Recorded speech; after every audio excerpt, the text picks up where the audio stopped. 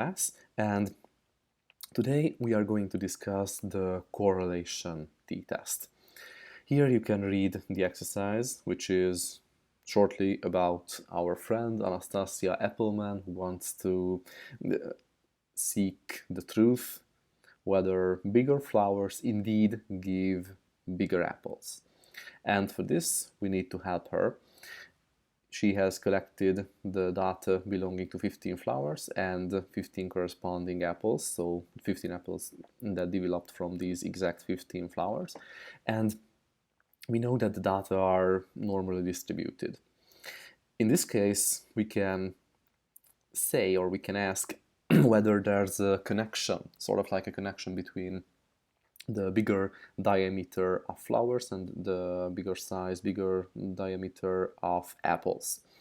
So we could write down that our age null, so our null hypothesis, is that there is no correlation between the diameter of flowers and the diameter of apples.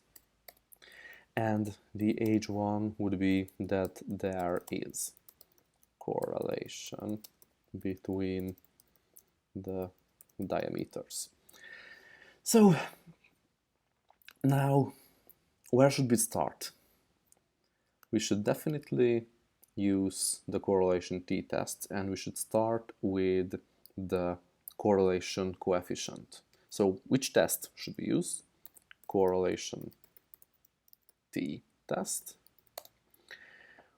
What's the R? So what's the correlation coefficient? It would be the correl function that would help us. So the array 1 is the first column and the array 2 is the second column, like this. What's the R to the power of 2? So the correlation of determination. We can calculate it as putting this R value to the power of 2, which is 0.85 if I round it up. And now let's take a look at the test statistic and at the p-value. Here I would begin with the test statistic because I have a formula for it. And this formula equals equals square root n minus 2 divided by 1 minus the coefficient of determination. So square root, I will abbreviate it as this, and n minus 2 is 15 minus 2. This is not the actual Excel function, just the theoretical equation. Of course, instead of letters, I'm using the exact numbers right now. I'm using 15 because the n here is 15. 15 minus 2 divided by 1 minus 0.8473. Let's be exact. So that will be my equation, and just to prove that the n is indeed 15, let's do a count formula right here. It's exactly 15. And of course, the degree of freedom is 15 minus 2, which is 13. Let me highlight it just to be able to find it more easily. And of course, the n is 15. So now the test statistic is going to be square root. Yes, it's just giving me the number. So 13 divided by 1 minus r on the power of 2, so the coefficient of determination, which is like this. And one more piece of advice: if you just take a look at the brackets, it helps you a lot if you pay attention to the colors, because brackets with the same colors mean that these pairs of brackets belong together or are on the same level. And what do I mean by being on the same level? It means that my red brackets are not going to close the formula, close the equation. Only the black pair of brackets, which are right here and of course here. So if I hit an enter, I'm getting a t-value of 9.23 if I round it up. But now how do I convert it into a p-value? Here comes the t-dist two-tailed into picture. The x is of course the t-value, which is right here, and the degree of freedom is 13. I close the brackets and I'm getting a pretty low p-value. How low is that exactly? Let's say it in another form.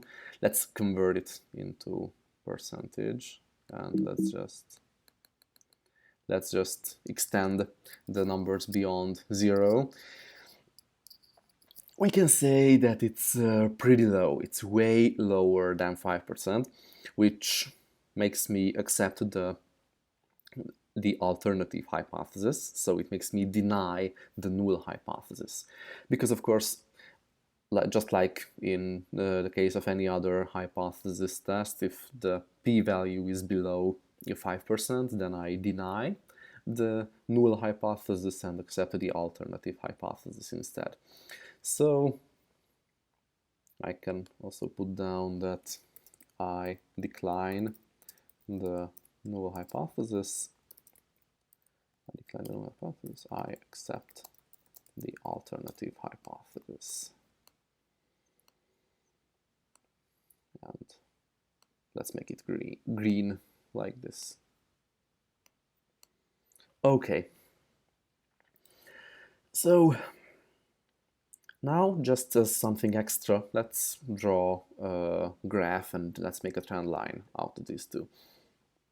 The version of Microsoft Excel that I'm actually using lets me insert the graph pretty quickly. I just go in Insert, Chart, and Recommended Charts.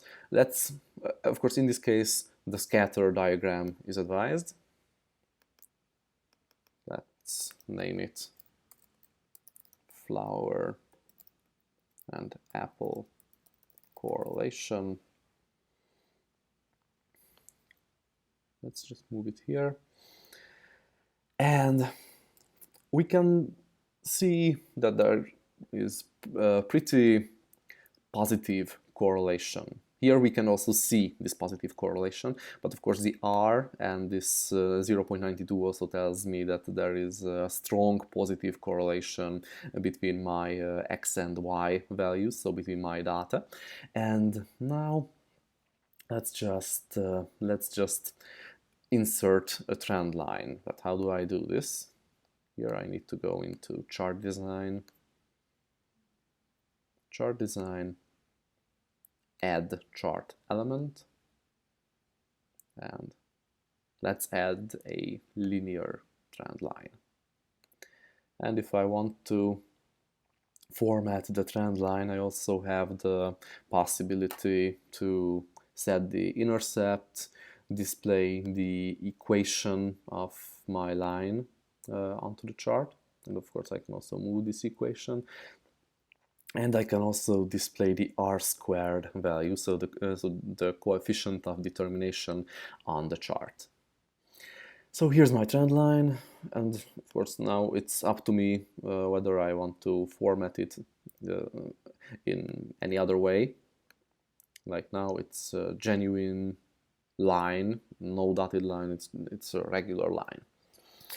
So this is all that you need to know about correlation t-test. I hope you found it useful, and if you have any questions, just reach out to me in any form and stay tuned for more content on medical statistics. Goodbye and have a nice day.